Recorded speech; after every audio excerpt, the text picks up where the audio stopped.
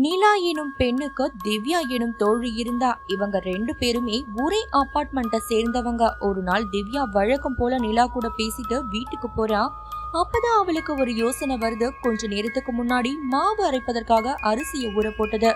உடனடியா திவ்யா மாவு அரைப்பதற்காக கிரைண்டரை போட எதிர்பாராத விதமா கரண்ட் ஷாக் அடிச்சு திவ்யா பரிதாபமா இறந்து போறா. நிலாவுக்கு இருக்கின்ற ஒரே ஃப்ரெண்ட், அதுவும் நெருங்கிய ஃப்ரெண்ட் திவ்யா தான். நிலாவால திவ்யாவோட இழப்ப தாங்கிக்கவே முடியல. எப்போதுமே அவளுடைய ஞாபகமாவே இருக்கா. ஒரு நாள் நிலாவுடைய கணவர் வேலைக்கு போன பிறகு நிலா வீட்டுல தனியா இருக்கா.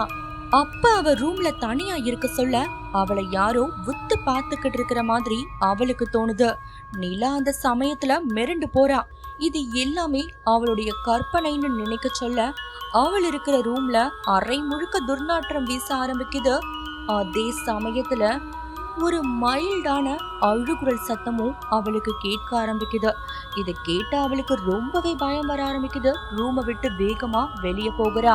அப்ப நிலா ரூமை விட்டு வெளியே போக சொல்ல அவளுடைய ஷோல்டர்ல யாரோ கை வைக்கிற மாதிரி அவளுக்கு தோணுது. திரும்பி பார்க்கிறா. நிலா பயந்து போகிறா.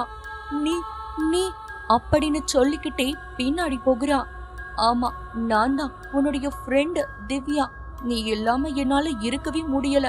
பிளீஸ் என்கிட்ட வந்துரு அப்படின்னு திவ்யாவுடைய ஆவி சொல்லும் பொழுது நிலா மிரண்டு போகிறா. அப்படியே அந்த அதிர்ச்சி தாங்க முடியாம மயக்கம் போட்டு விழுகிறா. இப்ப நிலா சட்டுன்னு கண்ணை விழிச்சு பாக்குறா. அவ பெட்ல இருக்கிறா. இவ்வளவு நேரம் அவ கண்டது எல்லாமே கனவுதான். உடனடியா அவ போனை எடுத்து அவளுடைய கணவருக்கு கால் பண்ணி நடந்த நிகழ்வுகள் அனைத்தையுமே சொல்லுறா. நிலாவை சமாதானம் செய்யறதுக்காக நிலாவுடைய கணவரும் வீடியோ கால்ல வந்து நிலா கிட்ட பேசுறாரு. அந்த சமயத்துலதான் அவர் ஒரு பயங்கரமான நிகழ்வை பாக்குறாரு. அவருடைய ஈரக்கொலையை நடுநடுங்கி போகுது. நிலா கனவு கண்டதாதான் அவளுடைய கணவர்கிட்ட சொன்னா. ஆனா அது எதுவுமே கனவில்ல, அது எல்லாமுமே உண்மை. ஏன்னா நிலாவுடைய கணவர் வீடியோ கால்ல நிலாவை பார்க்க சொல்ல நிலா பக்கத்துல இருக்கிற திவ்யாவையும் பார்க்கிறாரு.